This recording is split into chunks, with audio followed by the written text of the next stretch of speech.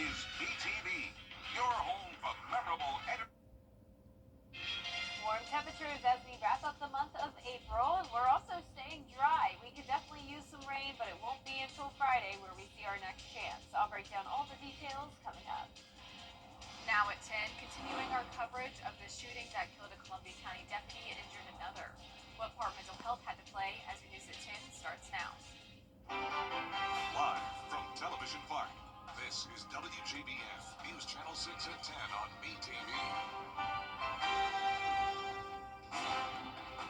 Good evening, everyone. I'm Isabella Moody. Thank you for joining us. Coverage June Countdown begins with the deadly weekend shooting in Columbia County. It happened along I-20 near exit 194, that's Bel Air Road. Deputies were serving a temporary protective order during a traffic stop. Blake Montgomery is the man police say opened fire on 2 officers. Deputy Brandon Sykes was shot and killed. Deputy Gavin White was shot in the face and is in critical condition. Following this weekend's deadly shooting, law enforcement is stressing the importance of addressing mental health issues. Graham Lee has the story. Unfortunately, what law enforcement is facing every day on the mental illness in this country is rampant, and nothing is being done. That's what Sheriff Clay Whittle told reporters at a press conference Sunday afternoon after one of his deputies was sent to the hospital and another killed over the weekend. You know, the officers are serving the community and trying to just go to work like the rest of us and do their job protecting the community. And anytime there's a loss of life or a serious injury, it's a tragedy. Dr. Christopher Drescher is a professor of psychiatry at Augusta University. He says a large portion of people with mental health disorders never receive treatment. And one of the biggest reasons why is because of the lack of resources around the Peach State. You look across Georgia, there's a lot of counties that don't have a single psychiatrist in the county or psychologist, and many that are underserved. Even in areas that feel more like medical hubs like Augusta, there's still pockets around the CSRA that do not have access to regular mental health care that's needed. The sheriff also spoke about bringing back mental health facilities like the inpatient hospital that was once in Milledgeville, Georgia. Drescher says while that is an option, reaching people where they are could be even more effective. We need crisis teams that can go out and assist people in the moment, but in their community. And we need the ability to have high-quality, evidence-based services that serve people in their homes. It's a place that needs to be addressed by the medical community and our elected officials that fund those types of things here in the state of Georgia and across the entire nation. There's been a massive outpouring of grief and support from local, state, and federal lawmakers after Saturday's deadly shooting in Augusta. Georgia Governor Brian Kemp says he has been texting with Sheriff Clay Whittle to check on the department and offer any help from the state. The Georgia Association of Chiefs of Police say that Peach State has now doubled its training for officers and deputies from 408 hours to 810 hours, with Columbia County Sheriff serving as the chairman of the committee to increase those hours. It just, reminds us that we need to be thankful for our men and women in blue and our first responders, because they literally every time they go out the door, they could be facing danger like that. I have such high regard for them, but also, just want to keep that community, those families that were affected, and the other officer that was shot in our thoughts and prayers. The Georgia Bureau of Investigation says they were not called to assist with this investigation and that it will likely be handled by a local agency. Today, the flag on the campus of Augusta Prep is flying at half-staff in memory of Deputy Sykes. The prep community is also looking for ways to help the Sykes family. Right now, we're really just mourning that moment of shock to what's happened and wanting to come together so that we can help heal. We want to support the family, the sheriff's department, and really as a community heal ourselves. All Augusta Prep students, families, and faculty are asked to wear blue this Wednesday in memory of the fallen deputy. After the tragedy in Columbia County Saturday, I was able to speak with the daughter of the first law enforcement officer who died in line of duty in Columbia County. She told me what it is like to lose a loved one who puts their life on the line daily. That feeling of him not being able to come home at night, it really had a toll on our family. but we knew it was something that he loved to do. Corporal Wesley Mack died in the line of duty in 2004 after finishing a traffic stop on I-20 and pulling his motorcycle back into traffic. He was hit by another vehicle. His daughter, Christine Nair, remembers getting the phone call after church. The pain doesn't go away fully. Driving down I-20 when you see the memorial markers, that brings back pain. Just being up in the hospital with all those people and, you know, the sheriff's office and everybody coming through and making sure that we were okay and all that stuff, it really helped the situation, but it was devastating at the same time. Nair tells me that what happened Saturday to deputies Brandon Sykes and Gavin White brought up emotions from what she experienced. She wants to tell their loved ones that although the pain will not go away, she hopes they find peace and to keep their faith. Can find joy and keep their faith in knowing that, you know, he was doing what he loved, I'm sure.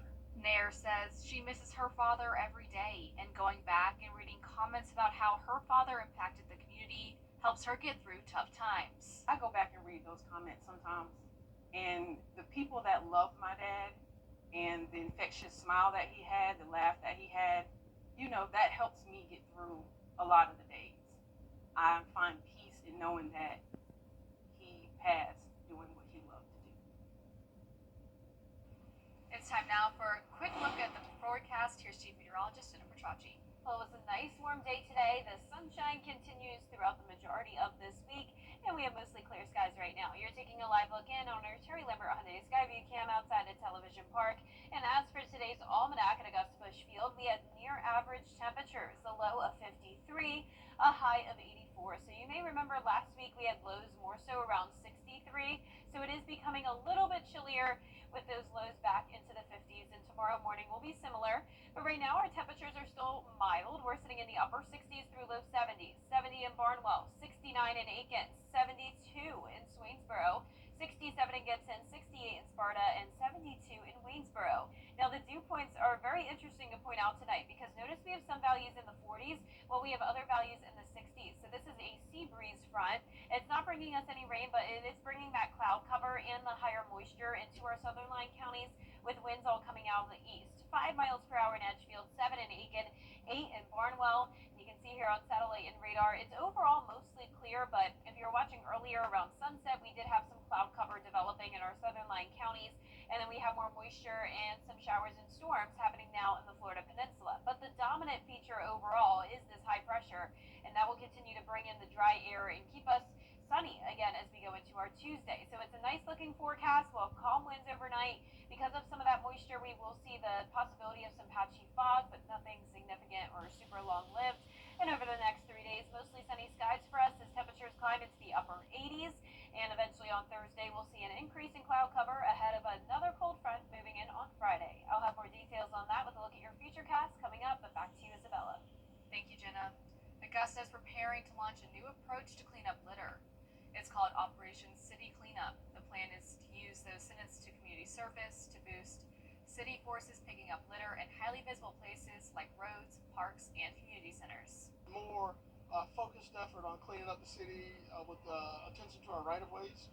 You're going to see a focused effort on enforcement through our Marshals Department, and we're so glad that not only the Sheriff's Office is helping us, the state court as well as the Solicitor General, and we can't wait to present it to the general public tomorrow. Commissioners are scheduled to discuss the mayor's plan on Tuesday, saying there will be no cost to taxpayers. The city of Aiken is using opioid settlement money to tackle addiction issues head-on. The Department of Public Safety is adding 2 new non-sworn employees focused on drug prevention and education. The move also covers training vehicles and equipment. Their roles include outreach, helping families, and supporting victims. They can help educate the community about what to look for, be that, use in family members or just anything to look out for so that they can help protect themselves and anyone that they care about. We also expect them to help with a little bit of post-care. Leaders say hiring should happen within the next couple of months. And quiet weather days overall for us this week with temperatures going back to slightly above average. But tonight will still be chilly and we could have that patchy fog development. And our next chance of rain comes into the picture on Friday. I'll have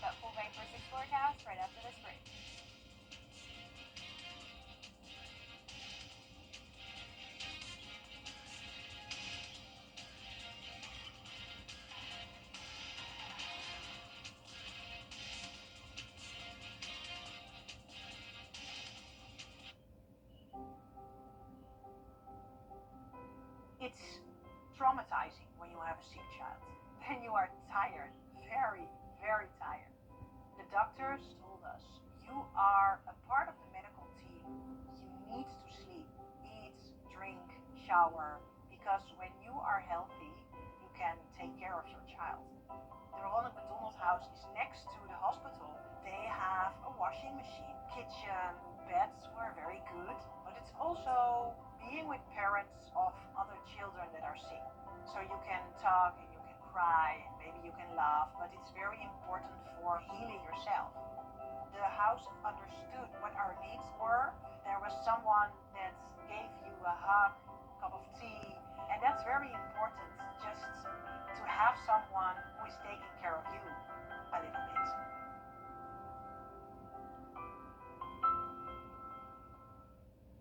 You truly are remarkable. Join us for an unforgettable night celebrating America's most remarkable women. Hosted by Brooke Burke. Remarkable Women, Saturday, May 3rd at 7 p.m. on News Channel 6. Featuring WJBF's regional winner, Charlotte Barnes. Remarkable Women is sponsored by Goodwill of Middle Georgia and the CSRA. WJBF News sponsored by Pinnacle Bank and the Mike Costello Law Firm. Now, your most accurate forecast with WJBF Live Viper 6. Welcome back. Here's a live look in on our Terry Lambert Hyundai Skyview cam outside the station. We have a nice quiet night and temperatures are still mild. We're sitting at the 70-degree mark with a southeast breeze of 9 miles per hour. Dew points are in the lower 60s, so we are seeing more moisture move in from the coast, and our temperatures are still in the 70s for a lot of places like Sandersville, Wrightsville, 75 degrees this evening, 72 in Swainsboro, 66 in Crawfordville, but it is a bit cooler and you can feel that drier air north of the interstate. 63 in Saluda, and that's where there's much lower dew points, like I mentioned earlier, in the 40s. But as for satellite and radar, none of us are really seeing much cloud cover. You can still see that we have this ridge of high pressure with the dry air in place. That's all represented by the orange color here, but a bit more moisture along the coastline impacting around half our area with those scattered showers and storms down in the Florida Peninsula. Now for us tomorrow, it's going to be another sunny and dry day, other than a few passing clouds at times. We're starting out our day around 56 degrees. We could see that patchy fog between 5 a.m. to 8 a.m. and then in the afternoon will be a couple degrees warmer than it was today. Overall, a tad bit of a warming trend this week, back into the lower 60s for lows, but then this weekend some chilly mornings as well, going back down to around 53. And our highs are getting to 87 Wednesday and Thursday, but then we're back down to 83 like where we were today over the weekend. So anywhere from near average to above average temperatures over the next week.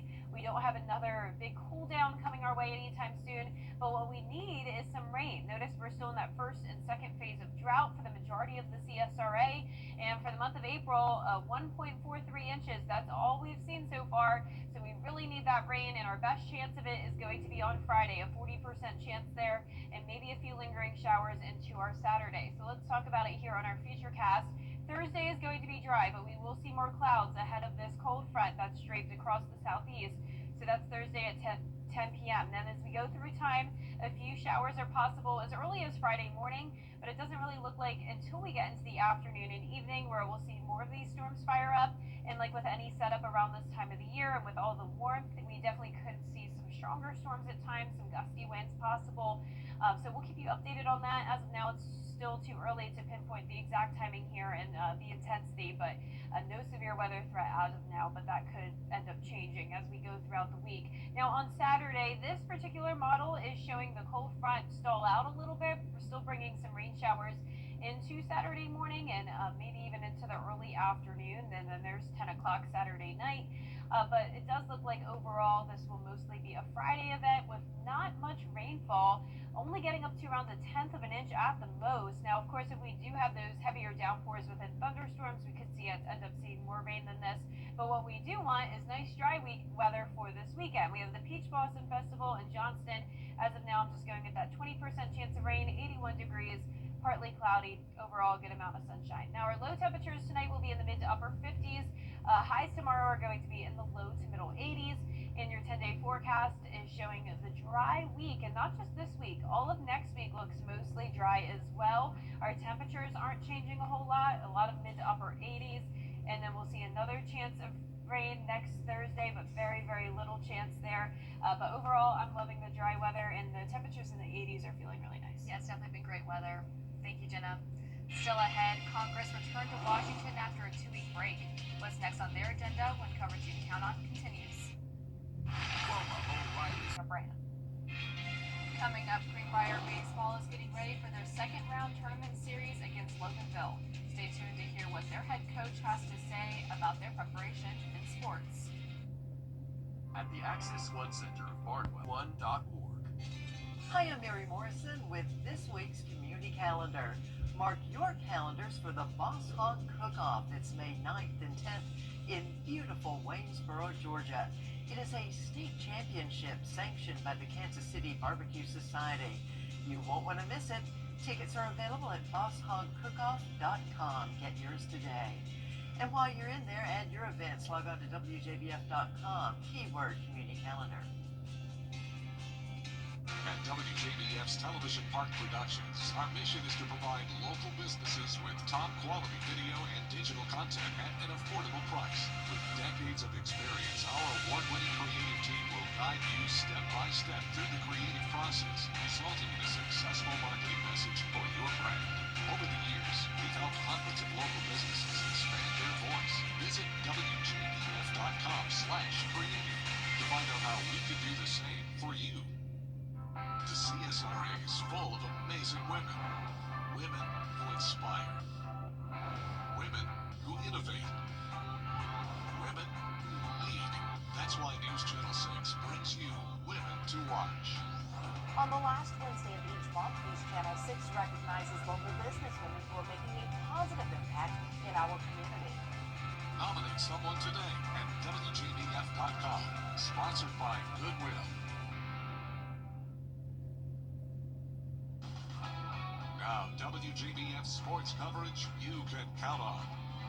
Spring sports are in full swing here in the CSRA, with many schools competing in the first and second rounds of the GHSA state tournament. Now, some schools have multiple teams competing, including the Greenbrier Wolfpack. The 9-2 Greenbrier girls lacrosse team hosted the first round of the state tournament against Seckinger. In the first quarter, Greenbrier's Lexi Lacey makes a nice move to put the Wolfpack in a 2-1 lead.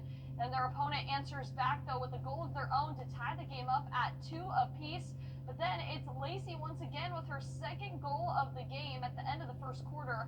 Greenbrier goes up 4-2, but they go on to win it 16-8, moving on to the second round against Lassiter on May 1st. And the 15-win Greenbrier baseball team held their final practice before they traveled to Loganville on Tuesday. The Wolfpack are coming off a clean sweep against Kennesaw Mountain. The first game, a 2-1 victory, followed by a 3-1 win last Wednesday. Now, they worked on a variety of situational drills, such as bunting, base running, fielding. Now, despite a slower start to the season, the coaching staff believes this team has what it takes to make a deep run in the postseason. They just love to play baseball. They're good kids. They work hard. They're resilient, and they're ready for a challenge. And anytime you got a group like that, you're excited to get on the field, and it doesn't matter who it's against. And I think we got a group that can go out and do a lot of damage. We've had a few pretty big road games where we've gone on the road, gone out of town. So, we feel experienced in that and traveling, and we've been up to Loganville before, so it's nothing new for us. First game starts at 4 p.m., followed by their second at 6 o'clock. Now, the NFL draft has come to a close, but Grovetown native Simeon Barrow became one of 11 players to sign an undrafted free agent deal with the Atlanta Falcons. The former Grovetown star played at Michigan State before transferring to Miami. Now, as an MSU Spartan, the defensive lineman totaled 110 tackles, 19 for loss, 2 forced fumbles, 10.5 sacks. Now, in his final season at Miami, he had 30 tackles, 5.5 sacks, and a forced fumble, earning him all ACC honors. The 3-star prospect out of Grovetown has the opportunity to not only stay in the Peach State close to home, but also compete for a roster spot with the Atlanta Falcons. Joshua Simon of South Carolina and Jordan Williams of Georgia Tech also signed on with the Falcons.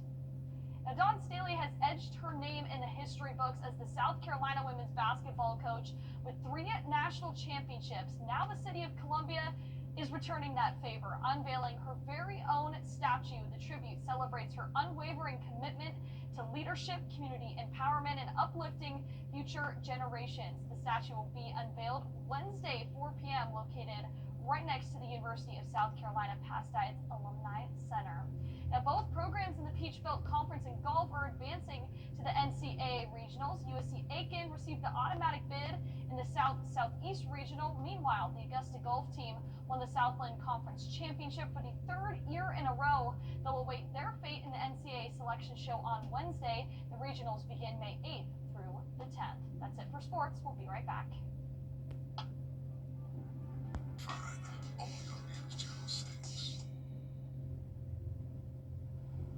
And last but not least, Legos have been a childhood staple for more than 60 years. But for many families, those bricks are not within the budget. Aaron McElroy explains how some teams made sure other kids got to feel that childhood nostalgia. The glorious sound of rummaging through a bin of Legos is nothing but pure joy for Roland Christensen. It was the greatest feeling in the world, hearing the rattling of pieces. All I asked for every birthday, every holiday, just like shaking that box and hearing, just the best feeling ever. It wasn't just Roland. It was his entire group of close friends that spent countless hours every week creating little worlds out of plastic bricks. With Legos, there's so much freedom, and you're able to express yourself without the instructions. Like, you can build whatever you want. But over the years, those beloved sets began to collect dust. And that's when it hit Roland that perhaps they could use those old bricks to build something extra cool. But instead of tossing them, we could recycle the experience to some kids that would have as much fun as I did. Turning that childhood nostalgia into a citywide movement where they would collect old kits, sort, and repackage them to donate to other Chicago kids. And when he explained it to me, I was like, wow, like that, I want to be a part of that. Like, that sounds amazing. They put out the call for any and all used plastic bricks, naming their project Bricago. I didn't really expect a lot of people to bring their Legos, but when we came in, and so many people were just bringing, like, we have like dozens of kits. And that's how this group of friends found themselves once again up to their elbows in bins of rainbow-colored blocks. That's awesome. I love that. Yeah, really cool that they decided to do that and that there's so many people that have so many Legos. Yeah, now so many other kids get to play with them. Yeah. And hopefully not step on them. Yeah, right, exactly. Not to do that. Well, we have nice weather to look forward to this week. Lots of sunshine. The news continues at the top of the hour on News Channel 6 at 11. And Hogan's Heroes is next here on BTV. Have a great night.